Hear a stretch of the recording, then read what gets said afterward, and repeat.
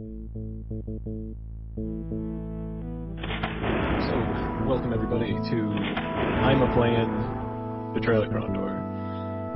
It's gonna be great. My name is Defender. With me I have my good friend. Why don't you introduce yourself? Jay Ricochet on the accompaniment. And I've never seen the game before, so this will be new. I was gonna ask about that. So, this is a game that is near and dear to my heart. I wouldn't say I'm an expert at it, but given its relatively unpopular nature, you probably know more about it than most.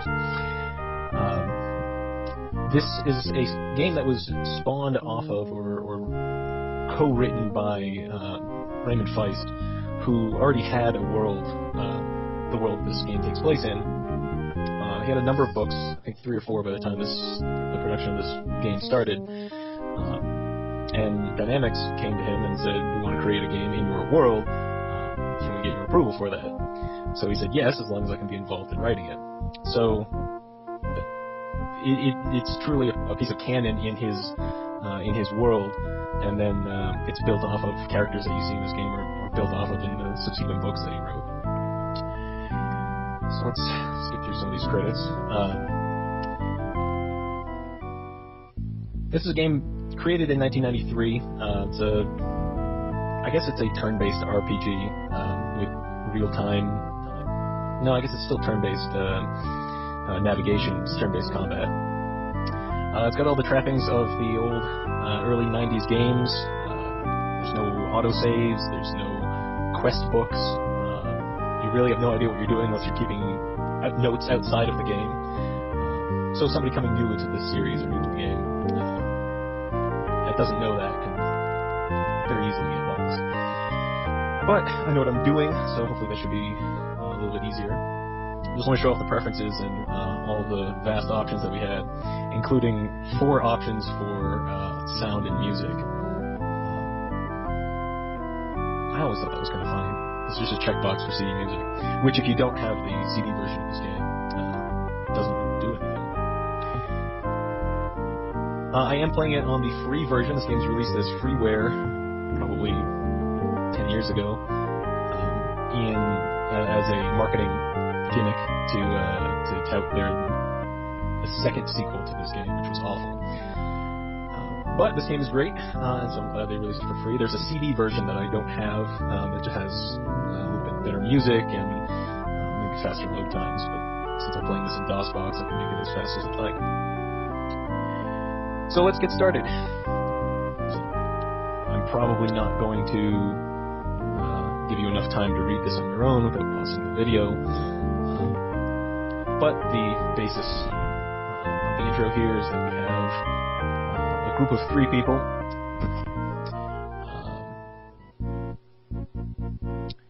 Owen is a young local boy in a nearby town who has come across 2 travelers, one of them very injured, and he's stopped to heal him.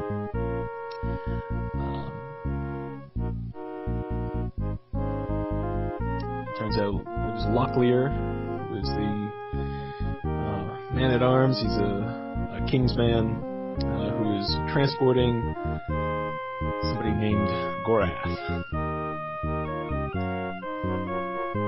Very original dragon style name. Yes, well, interesting. I will relate this story back to some R.A. Salvatore Forgotten Realms stuff. I'm a big fan of both of the series. Yeah, it seems like where Forgotten Realms and all the, I forget what the company was, it was like AII or whatever that had those old games continued on, if they had continued on to the FMV age. Although, I mean, I don't think there's FMVs in this game, but they have a very kind of photogenic. Yeah, wait for this. Here we go. Here's some full video right here. Look at that. Did you catch it? I think it was 6 frames. in the credits they have a lot of credits for the costumers and the actors and people that portray, because they obviously have to, take those images from somewhere. They weren't hand drawn. That was pretty cool. The characters on the bottom look like amazing Photoshop jobs. like they just had this one guy's face and they put that beard on. the amazing 70s porn stash on the left guy. Ah, yes. So here's our user interface.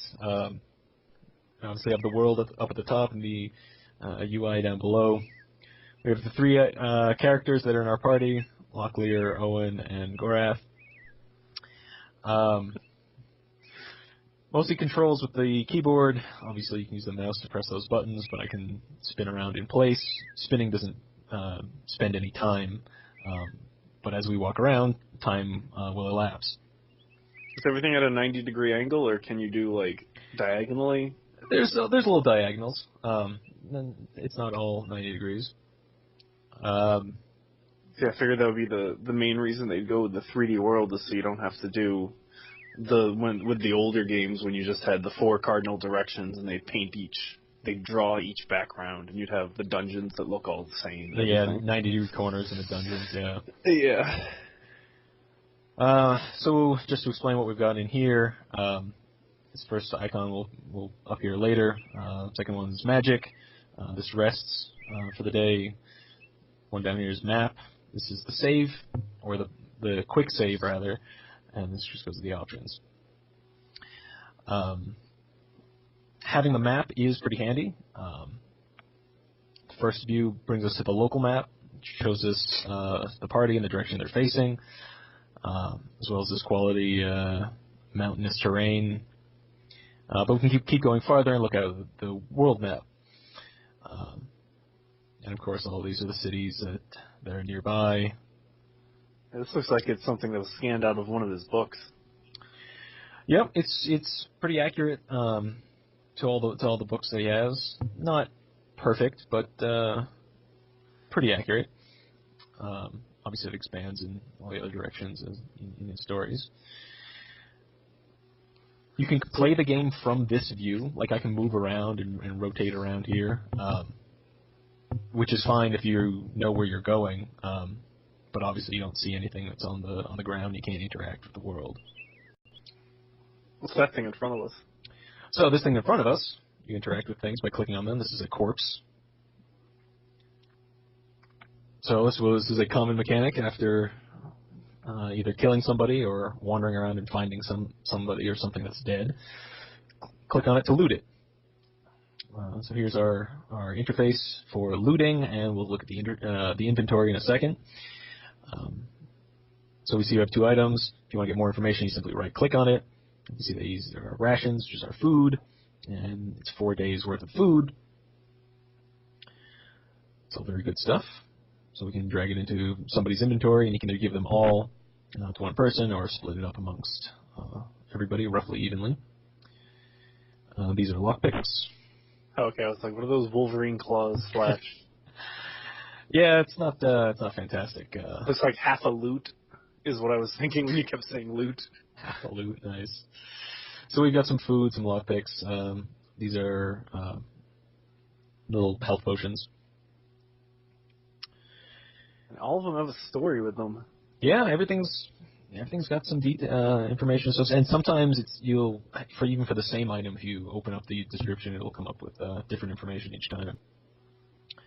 So is the book series also called Betrayal at Krondor?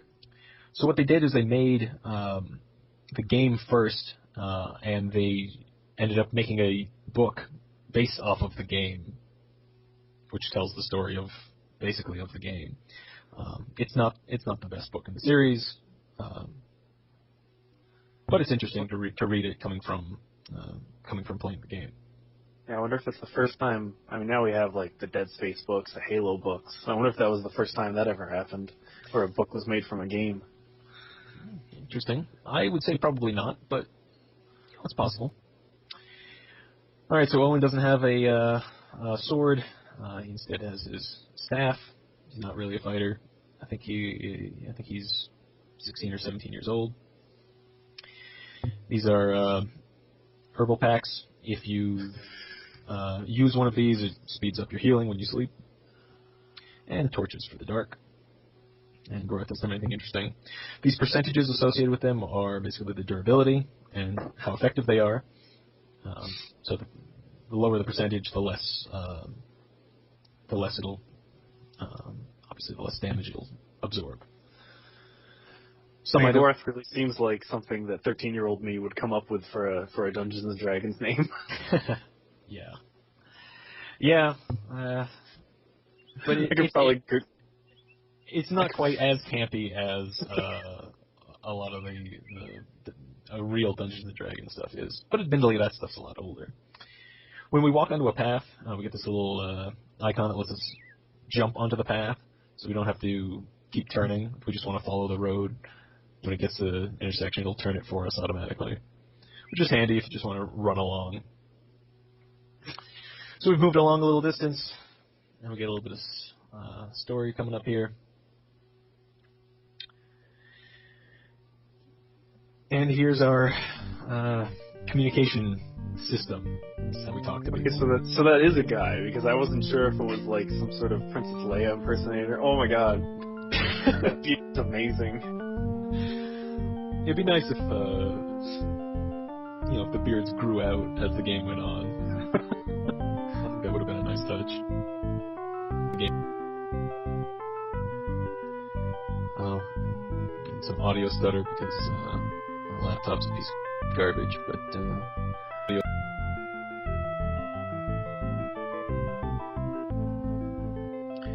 So here we see, obviously, that Gorath is a prisoner of Locklear's. He's transporting him. That assassin that came in the camp is trying to kill Gorath. And Owen was just a bystander who happened to, or a good Samaritan that pulled into this. And so now that they explained all of this basically top secret information to this random bypasser, they decide that they can't let him leave.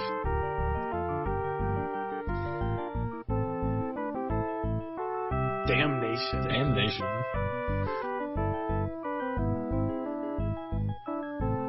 He wanted to go to Tashi Station to pick up some power converters. No. This is not a subject of debate. I thought it was funny.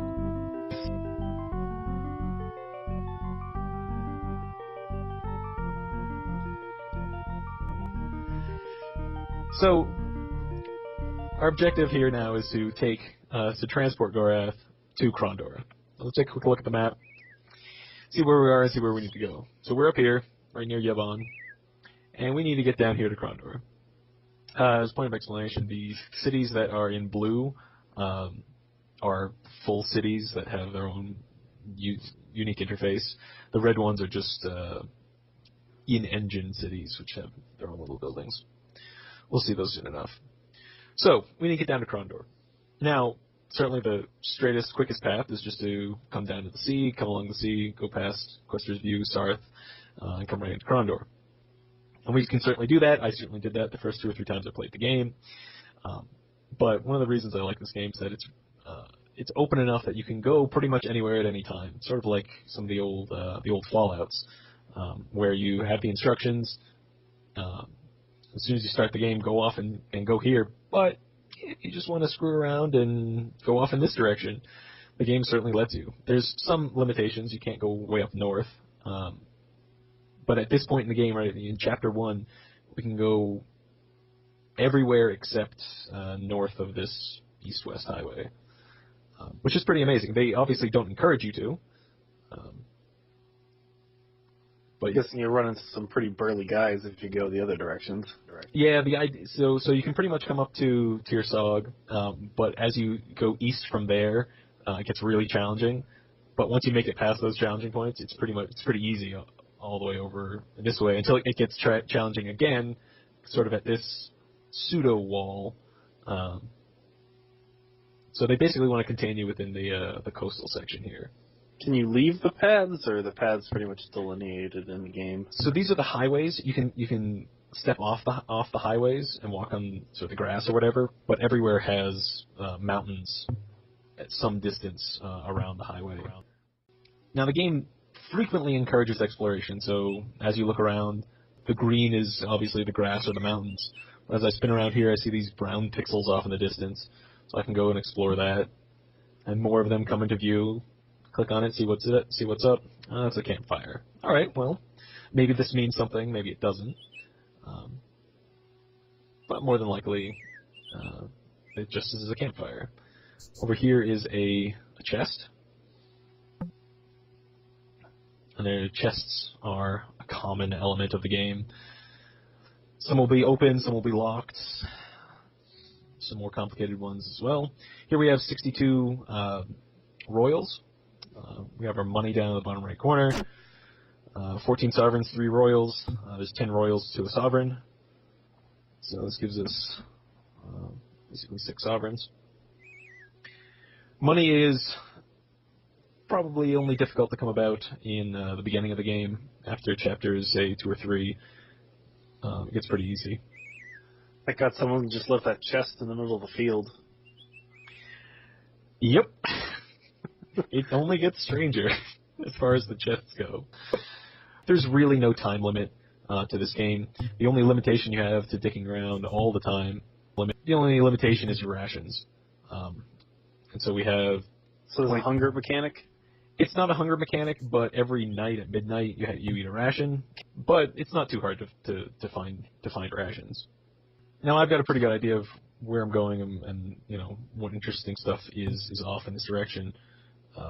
But if you're new or if you're just exploring this for the first time, you can certainly come up into the map and say, you know, is there anything? So we started at the end of this gray road. You know, is there anything up here? Is there anything around down behind these mountains? And sometimes there is, sometimes there isn't.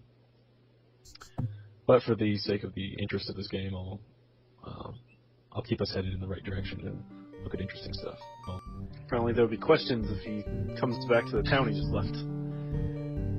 Yeah. Well, I mean, who hasn't partied up at a wedding and left a bad impression on all of your distant family members, such that you should let everything cool down a little bit before you come back?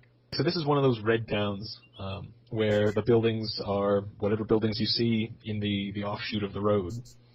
This building here on the left, usually these are shops of some sort. So we can go check that out. So at the crossroads, buy and sell, we can see obviously this is everything that he's got. It's not really filtered by anything, although most shops don't have anything more than maybe 10 items for sale. We don't have anything to sell because we haven't really picked up anything. And we don't have a lot of money, so we can't really buy anything. But what I am going to do is buy a whetstone. And we can either buy it for as it is, or we can haggle. Guessing there's no reason not to haggle. Exactly.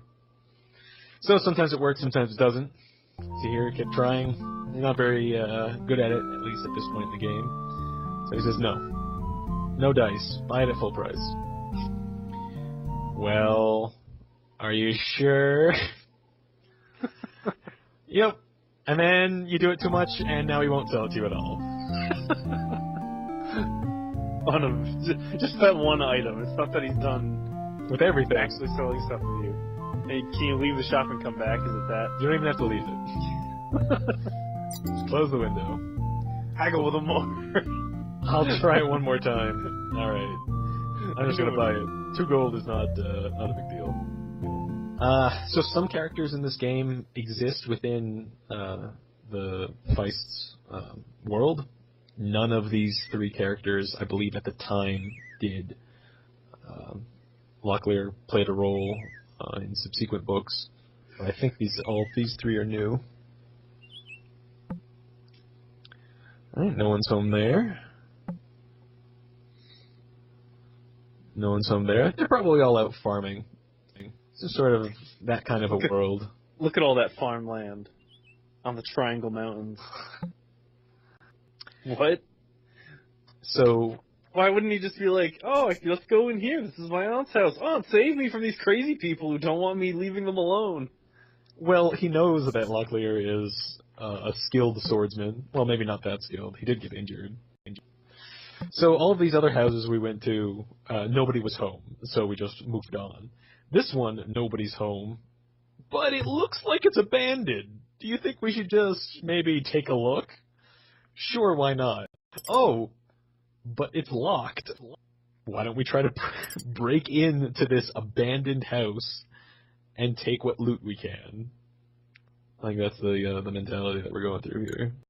Although I'd like to think that maybe Owen had the key and it was his originally, and they just don't say anything about it. So it's not just a skeleton key they could use on any house, it's that house's specifically key? Yep. Well, not necessarily, because maybe other locks will also be opened by that key. They got really shitty locksmiths in this world. But they have great pickpockets. So Owen didn't have any armor, so I gave that to him, and now he's wearing it. It's too bad it probably doesn't update in his photo. No, it certainly does not. Alright, well here will be an opportunity. We've gone pretty far. Again, it's an old game. Always want to make sure to save. Because if we were to die now, everything will be worked out. No autosave. Well, that's going to do it for the first video here, and come back with another exciting episode of I'm a Playin, Betrayal at Krondor.